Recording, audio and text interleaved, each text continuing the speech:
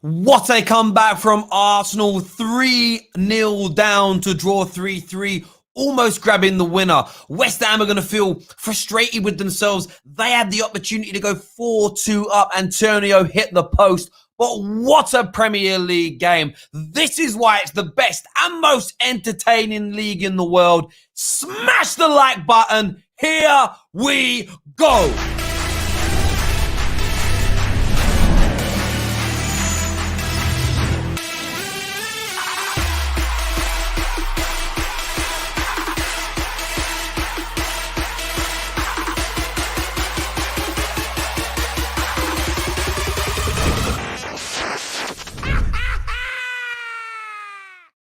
Welcome back to the terrace. Hit that like and share button. What a game of football. It was the epitome of a game of two halves.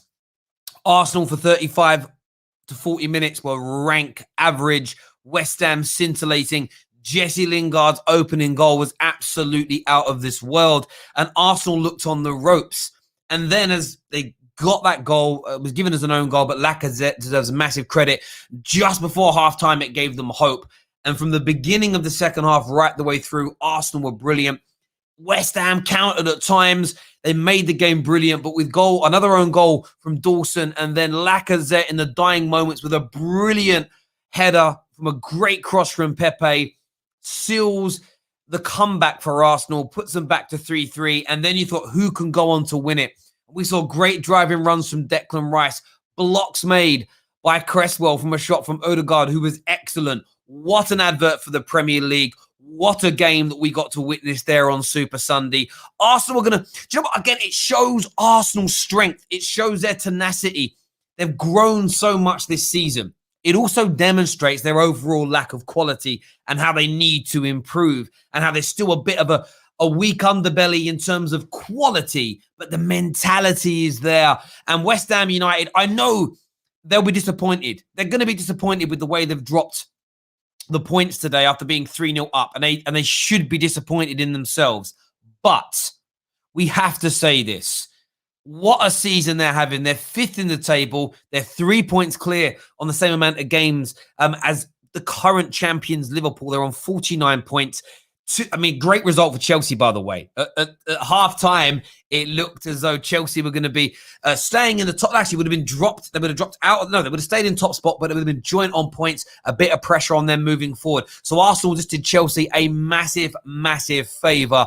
But I'm just excited that the quality of that game, I was watching it.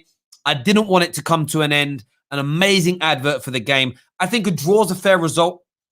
A draw is, I know what you'll get from some gooners. We finished stronger. We were good here. We maybe should have got that. But of course, you did still concede that amount of goals. 15 shots to West Ham, 16 to Arsenal, 12 chances created to West Ham, 14 for Arsenal. It was an even game over the course of the 90 minutes. Both teams could have won it. Both teams maybe deserved it in some respects. But I think a draw is a fair result. But what a performance. Harry, man like Harry, I haven't. But I will get you the link across now. I was sharing it with as many people as I could. And then where is Harry? I'm looking for Harry's account here. I shared it with some people and I forgot to send it to my guy, Harry. I'm going to get the link out to you now. I know that the Man United game is kicking off in about 4 minutes' time. We'll be live after that game as well. Don't you worry your little heads about that one. We'll be live afterwards. Just go to some of your comments here.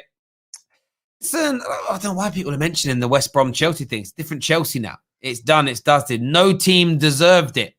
Yeah, listen, maybe your draw was just that fair result that we got to see today. Ebos here says Pepe could have won it, bottled it. That's what an Arsenal fan saying. I mean, Pepe set up the winner. Could have maybe won it at the end. Could have done. I don't. It's football. You were 3-0 down. You came back. Are Arsenal fans happy? Are they frustrated? Are they sad? I want to know.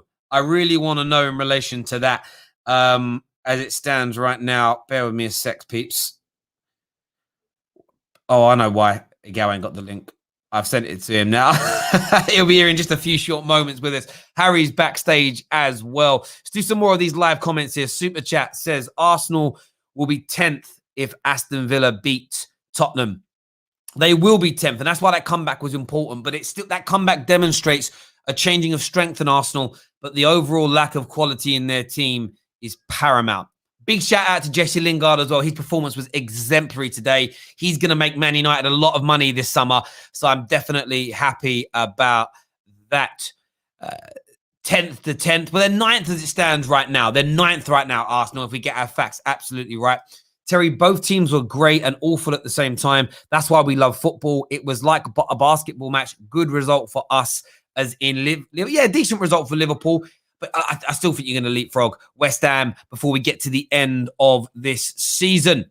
West Ham should be feeling what Spurs were feeling. I don't know, Precious. I think West Ham are on cloud 9 right now. They are punching above their weight with where they are. And, of course, they'll be disappointed after being 3-0 up. But they weren't favourites to win today's game. So the end result, they've still probably got out of it more than they expected. Arsenal, listen, there's excitement, and I'm excited as a neutral watching. I know Arsenal fans are going to be concerned about conceding 3 goals. You almost conceded 4 or 5 in that game as well. But there'll also be the positives of coming back in this match. Can't wait to get Igal, Kesh, and Harry on in a few moments. Super Chat here says, individual brilliance again saving this manager. But all of Arsenal's goals were team goals. And although 2 go down as own goals, they only were created because of the team movement and team play. So 0 individual brilliance, in my opinion. Just the team stuck to it guns. What I was impressed with Arsenal is how they didn't allow themselves to crumble and fall apart. Let's get the panel on, though, people. Fairly short review show today because of all the other games that are going on. Let's do this.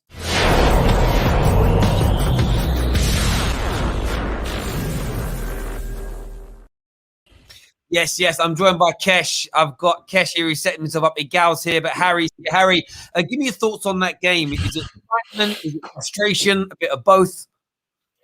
Yeah, a bit of both, man. First 30 minutes, we were shambolic. Fair play to West Ham for coming out of the traps fast. They showed their intent by getting on the ball straight away. I thought it would be the opposite of that. I thought they would sit back, but they didn't. They took the initiative. We were awful from back to front for that first 30 minutes. Defence were passive, slow. Midfield weren't getting on the ball. And obviously, if that doesn't happen, the attackers are going to struggle. But after that initial 30 minutes, we still could have went in at half-time 3-3 because we had a few chances. And then second half, we were really good. Dominated the ball for long periods of time. Martin Ødegaard was unbelievable. I know Callum Chambers got man of the match, but Martin Ødegaard looks so special. But in the same respect, West Ham hit us on the counter-attack a few times. Could have bagged the winner. Amazing game. Fair play to West Ham. Really good team. Showed 2 sides to their game today in terms of attacking a lot more freedom rather than just playing it long and whatnot.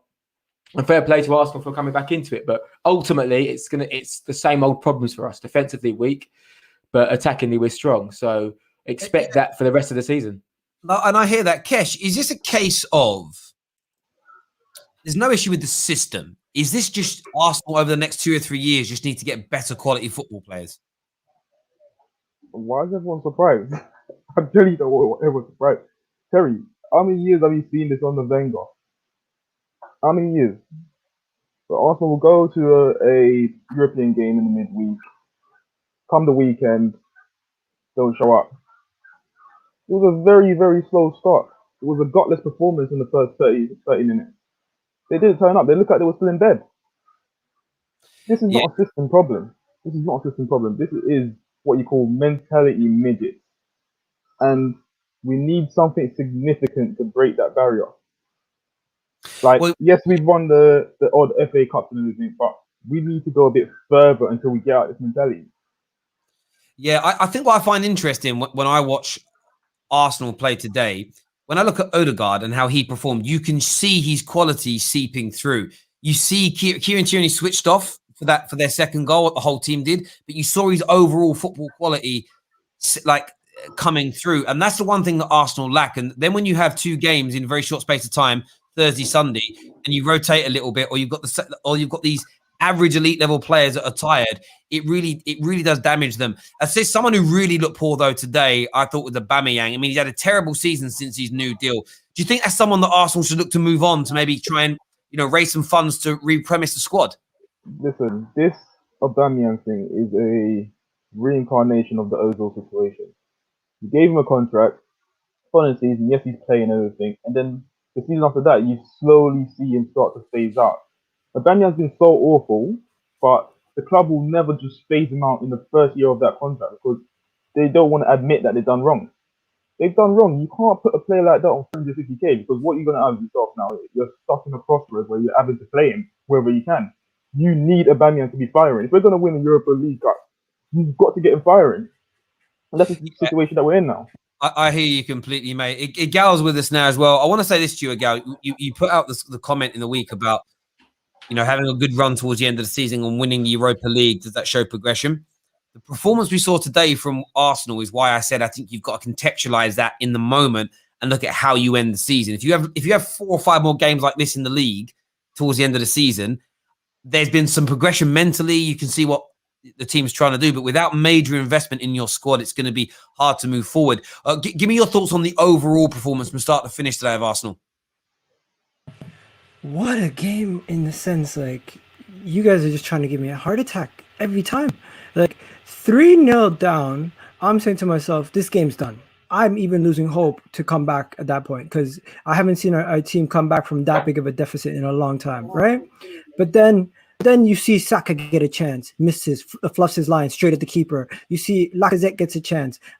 Saka gets another chance. And you're like, you know what? It's just not our day. At halftime, 3-1 down, you're saying to yourself, it's almost impossible to come back. And you see all the stuff coming out. You see social media meltdown about the manager and everything. And I'm saying to myself, do people not see the game in the sense how West Ham scored 2 goals from us kicking the ball long?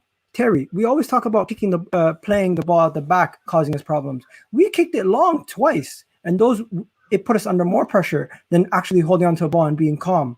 So at this point, it's like when we finally come back and we draw the game 3-3, you're so deflated by the first half that you can't even get yourself up for it because it's like you expect the same performance again next time. And going into a Liverpool game, as big as and happy I was after the Tottenham win, yeah. I'm deflated. What do you put this down to? I should be happy. What do you put this down to? Do you put this down to individual players not being good enough? And if so, who? Who let you down today? Personnel. Who let you down? I would say Arteta has made some mistakes by playing Aubameyang and Lacazette together because even Freddie Ljungberg came out and said this is not the way we can play going forward. And the moment you're playing the both of them together, you're putting yourself under pressure. And it almost looked like we had no left flank, because Kieran Tierney was the only person on that left flank. Saka was so inwards because he was playing, and Aubameyang was so in that you only had Kieran Tierney on one side and nothing on the other side. So it was very bad and no balance. So the way we need to have balance, and the only way we're going to do that is by playing the right personnel in the right position. You either interchange Lacazette or Aubameyang, you don't play them together. You interchange Pepe or Saka, you don't play them together, and you interchange Smith Rowe or Willian out wide. You don't play all these guys together because it doesn't fit. You need the balance of a creator, another person who can help and join in as a second striker, and that person up top that finishes. And this season, Lacazette has been better than Aubameyang. That's not a question.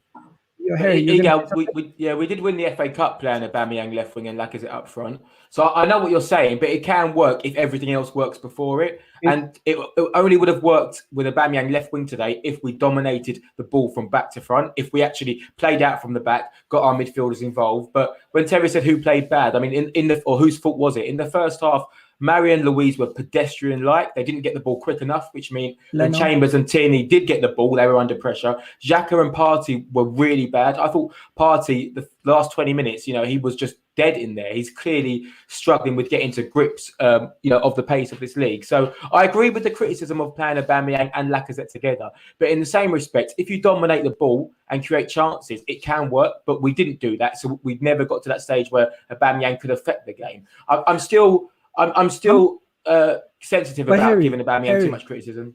Harry, I'm not criticizing Aubameyang. I'm just saying we know that playing the two of them right now is not conducive for our structure and how we are setting up. Because the way we want to set up, Aubameyang playing does not do the Saka role. He does not even do what Pepe does. Aubameyang is basically saying, you know what, isolate me on the left, give me the ball, and give me the space. And you know what? It doesn't help when you're trying to do overloads on the left-hand side 1-2 because you need that person out wide. You're speaking the truth there. I listened to what Harry said, and you're right. And I want to bring the super chat up because it feeds in. You said Odegaard was substandard. Still think so. My opinion was based on what I'd seen, why didn't Real Madrid want him, etc. But I'm always open to having my mind changed. I look at it as one of the strong. This can sound arrogant. One of the strongest elements of my characteristic. One of my strongest characteristics as a person and as a man is I'm happy to admit when I was wrong. And so far, Odegaard is proving that. He looks technically brilliant. But what he's doing, back to Harry's point, that Thomas Partey so far hasn't, what Donny van de Beek hasn't done in the league so far this year, what we're seeing Werner and Kai Havertz struggle with, he's come into the Premier League and he's adapted to the pace and the speed and the physicality of the Premier League almost instantly. He has no issue playing up against low blocks as an example. And sometimes certain players come in and just click and snap. And maybe Odegaard is more suited to the Premier League than he is La Liga. Maybe, just maybe, it suits his. There are, I know this kind of notion that, generally speaking, Spanish players fit La Liga and English players. That's why if you look at most leagues, like the majority of players in those leagues come from that country. But every now and then you might get a Spanish, I know he's not Spanish, but he's Norwegian, who might fit the Premier League more than Spain. You might get a Spaniard who's better in England than he's in Spain. You might sometimes get a Brit that's better abroad. And I look at that right now, and I think that, yes, the Lacazette and the Aubameyang situation doesn't work. But I thought Partey and Xhaka in the middle were poor. I agree with Harry that I thought your backline defensively, even after you got back to 3-3, you still could have lost this game. You didn't solidify at any point. And for me, I don't necessarily blame Arteta's system. You put better quality players into that side. If you have 4 defenders of Tierney's level, and if you have a midfield all of Odegaard's level within their respective roles, Arsenal don't keep conceding goals in the way in which they do. We have another super chat here, guys. I'll go to you next, Kessler. It says, if Aubameyang keeps playing like this, Martinelli will take over his place in the starting 11 in no time. Arteta should drop Aubameyang and play Gabby. Yeah, go on, Kess. What are you going to say, bro? Yeah, and I'm just going to elaborate on what you just said. Listen, if you watch I think it's the second goal at Lingard. The second goal? The one that Lingard scored, yeah? Yeah. If you watch the defending by, was it David Luiz? He's backing off. You're inviting that. You've got to be more brave and force the player back. That's where that goal came from. And then if you watch the midfielders, he was there picking up. Even a shot from Lingard. Listen, a better keeper saves that. Without a doubt, a better keeper saves that. Kesh, we got lucky today. I don't know, man. A better keeper saved that shot. That was in the top corner. It wasn't directly in the top corner. It wasn't. It did swing in and out, but I still feel like it was. I think Leno got a touch onto that. And then the second goal, could have done better on the second goal, not the first one. I think the first one he could have done a lot better, honestly. Jesse Lingard had all day. He had all day to strike that ball. He volleyed it up and kicked it. I understand that. Where's the defense? Listen, I'm telling you, he put Alisson there in that situation. Alisson saved that. He gets a touch on it at least. I've got to say, I think that's harsh on Leno. I think he was. I don't think it's harsh. I just know the standards that we need. As I said, listen. Hold on. As I said, Leno's not a priority for if you're trying to win the title. But I'm saying he's always going to have these inconsistencies in his game. Yeah, he's always going to have it. But that was the third goal. The third goal, when they took that quick free kick, firstly, schoolboy from us not to pick up the ball or stand on the ball or do your laces before they take the free kick. But the fact that Leno, I don't know what's happening, but why is not one player, when that free kick gets awarded, why is not one player said, like, turn on face or switch up? Why? I was watching a game with no dubbed fans or whatever, so you could hear the keeper. Why isn't Leno saying, like, turn on face or pick up the ball or do something? But instead it's just like, giving away the free kick. We'll walk away from the free kick. West Ham are taking a quick free kick and Bowen with such a tame right foot shot, and Leno just not ready for it. But to be fair, we scored from a quick free kick. We scored from a quick free kick.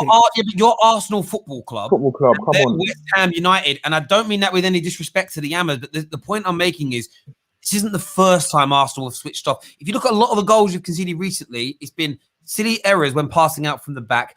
You haven't been at the races. Even with Olympiacos the other day, the reason they beat you on the night is they were hungrier. They were first to the ball. And I guess some people might want to blame the system. I don't. I look at players when it comes to this. Hunger and desire and then concentration. Now, all these things are attributes. And the irony in all that is a lot of the people that do the eye test stuff are like they play computer games. If you look at computer games, things like your concentration are massive elements that get looked at. The best goalies in the world, one of the biggest reasons they're the best goalies is because they've got the best concentration. They can be quiet for 20 minutes, but they're alert and they're ready to go. Best defenders, they're always alert. They're always ready. They seldom get caught out. And that's the problem with a lot of the Arsenal players. They're just not switched on, even from the start of games or from dead ball situations. And it's because and the worst bit is you can't coach it because they just don't think like that. They're not wired that way. And Terry, that's what I mean. is this club doing to us? Leno could be a good, decent shot stopper or everything, but he does not talk. He can see the old the authority or the mentality. He can see everyone turn off. That's one thing about me when I play football. I'm always talking. You've got to always talk, and that's you can't. Even though we say Tierney's a leader, leaders turn off at least once in a game. But that's why you need more than one leader, because you need someone else who's looking out for other people. Yeah, if we played the 90 minutes. Sorry, there's a comment here. Go on. If we played the 90 minutes with either one of Aubameyang or Lacazette, I felt like we would have more control of the ball because we did not get enough help from Aubameyang when it came to holding on to possession and recycling possession. That's my point on why Aubameyang should not have started next to Lacazette. If you want to play one of them, it makes sense. If you play both of them, it's harder for us to hold on to possession and dictate the game, which we should be doing every single game. I hear that. There's a comment in here. I've lost it now. I can't put it on the screen. It says Terry only blames players until it's Jose Mourinho. Listen to what I say about Jose Mourinho before people comment. I don't have a pop at his system, really. I don't say his tactics are dead. I don't say his system's dead. I don't say his approach to football is dead. I believe his man management creates a toxic environment which stops it from working. So that's why you have to look at him. Of course, Spurs need better overall players as well, but there's a managerial problem. The players haven't stopped playing for Arteta. We know that because they went through one of the worst runs of form in Arsenal's history, and they were still giving their all for him. The problem is with a lot of these players, their all is just consistently not good enough. So to your question, Nigar, around what's Arsenal doing to us as in you Gooners, is they're just not investing in overall quality. We saw yesterday with Man City. Now they are the standard. They were struggling to beat Everton. They took off two of the best players in the Premier League in Bernardo Silva and Raheem Sterling. And they brought onto the field Mahrez and KDB.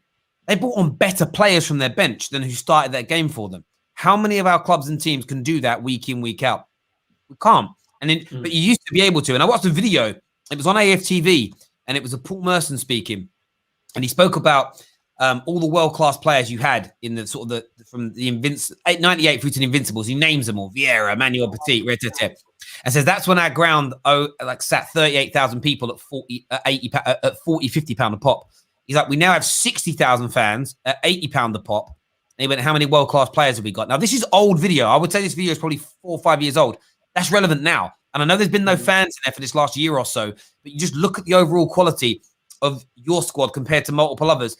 Why does Donny van der Beek keep passing back? West Ham's midfield is better than ours, bro. And I'm somebody who gasses my team. But to be honest, I looked at all the midfields in the league. We actually are like the 10th midfield, because if you look at our teams, midfield-wise, we're not that good.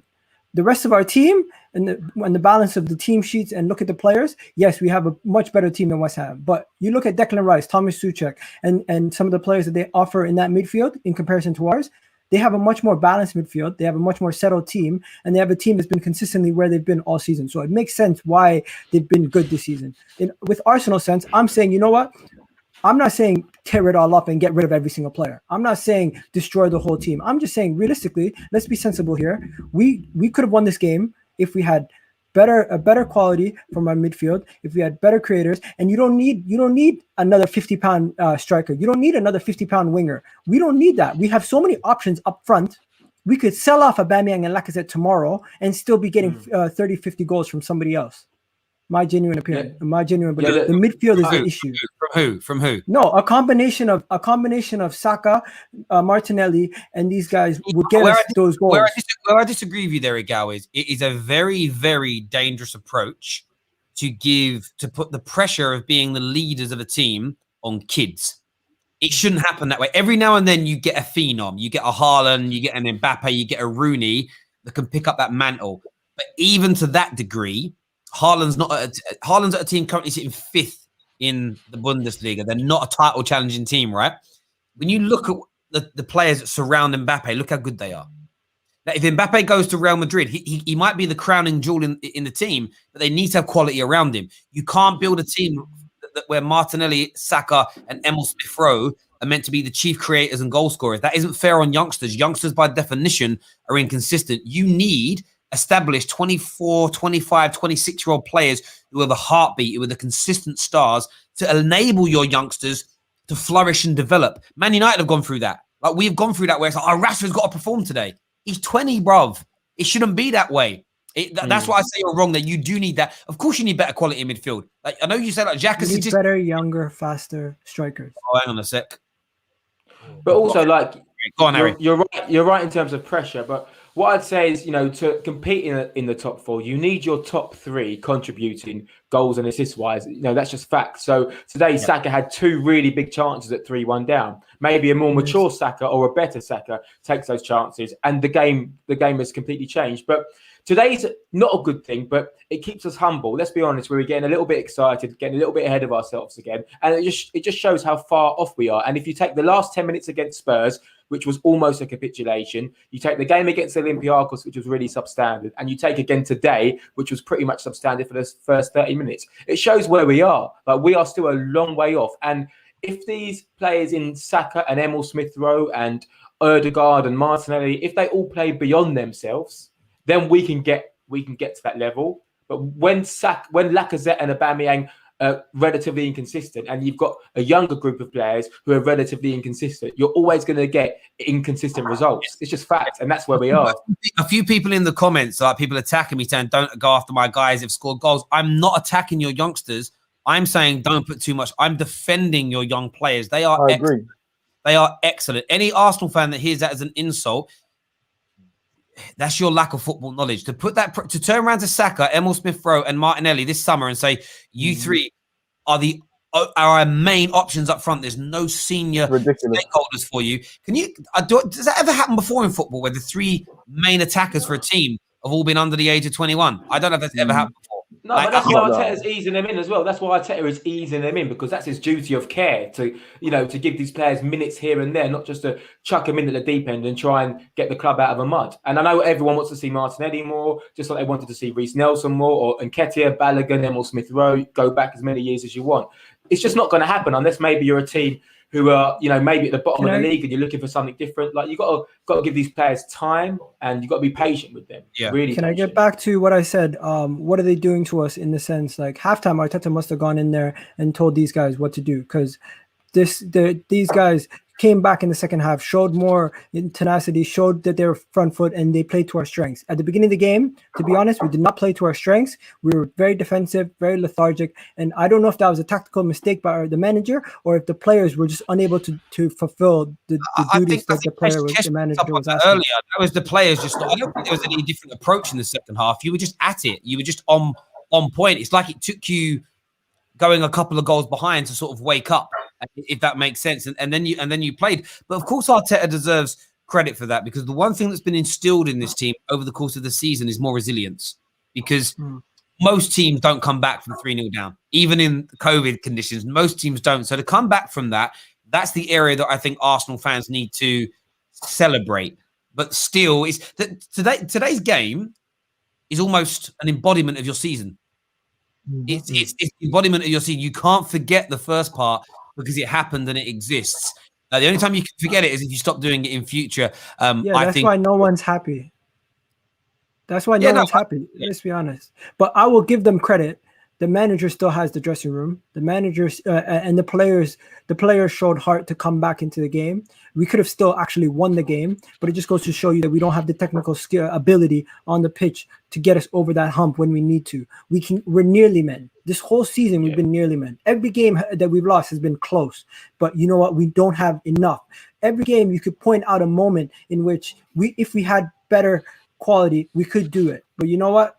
It's just that's what we are. This is our season in a gist. And you know what, Terry? You asked me, the first thing you said to me was, what if we win the Europa League? You know what? If we win the Europa League, it's our saving grace. It's no longer just about progress. It's about saving what we have and salvaging our future. If we win the Europa League, that will save our season, and that will fix our future with the financial benefit of getting into Champions League. And Miguel, what you're saying there is what a lot of us were saying to you at the end of last season when you said about where you finished in the FA Cup is better than, say, coming third or fourth. And what we were trying to point out to you then, it's good that you've sort of gathered that at this point, is yes, winning a trophy is amazing. It's better than not winning one in some respects. But if your team's trajectory is going up and your team's trajectory is flatlining or going down and you win a trophy, I wouldn't swap with you for that trophy. It's about contextualizing these situations. And that's where Arsenal need a really good end to the season to really try and bury the beginning of it. And they need that Champions League qualification, because you're like Man United.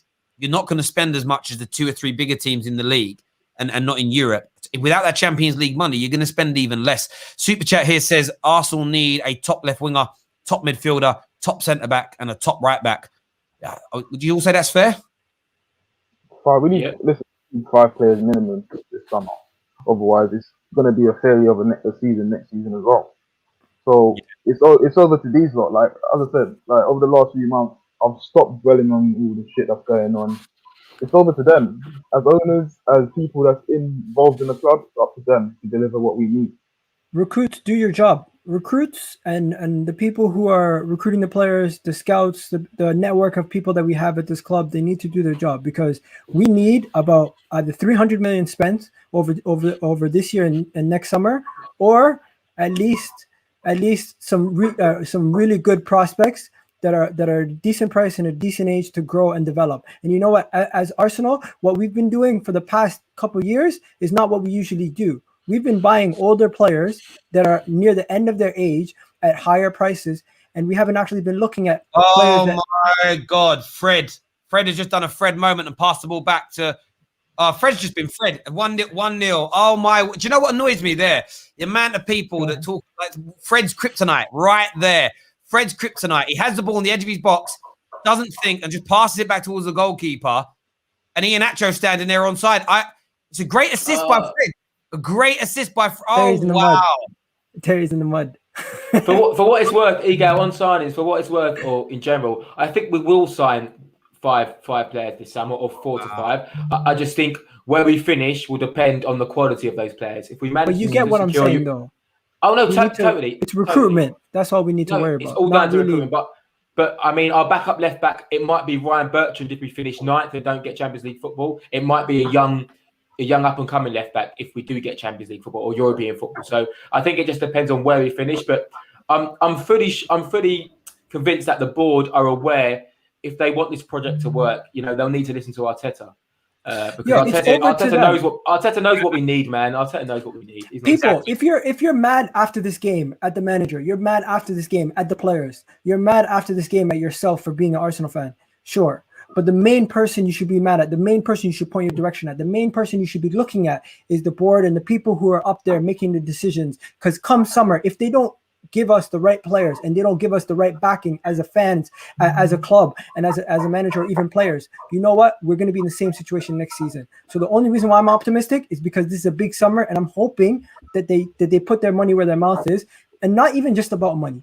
They just do the smart deals that we need to get done, because you don't need to break the bank. You do and you don't, but you're right. The smart deals need to happen. I would say to you, I wouldn't be optimistic if I was an Arsenal fan about that, because there's no pedigree. There's no. It's like with Man United, even with the new DOF and everything else. It's like there's no pedigree. There's no precedent for it being done. I wouldn't be optimistic. I'll be surprised if it happens. A few super chats here. First one says, Arsenal need a left back. Firstly, Tierney looked tired. I mean, cover for Tierney will be important, no doubt. Yeah, how many clubs in the Premier League, top 5, top 6, have one natural left back? Madness. You know what I mean? And I know we had to get rid of Kolasinac because he was dog, but how many top clubs competing have one left back? It's strength in that's always needed, yeah. And that's what I have to question. The fact you got one left back shows you don't care about that player's health, because you're running into the ground. You can't do that. That's human indecency, bro. You can't play the guy throughout a whole season. Yeah, you're going to kill him. You're going to kill him. Listen, all our streams today are shorter than usual, around 30 minutes, because we're covering all the games and they're overlapping. We're back live after Leicester versus Man United and live after Villa versus Tottenham as well. So make sure you tune into the Football Terrace for that. Until next time, take care. Goodbye. God bless. And I'll see you all again.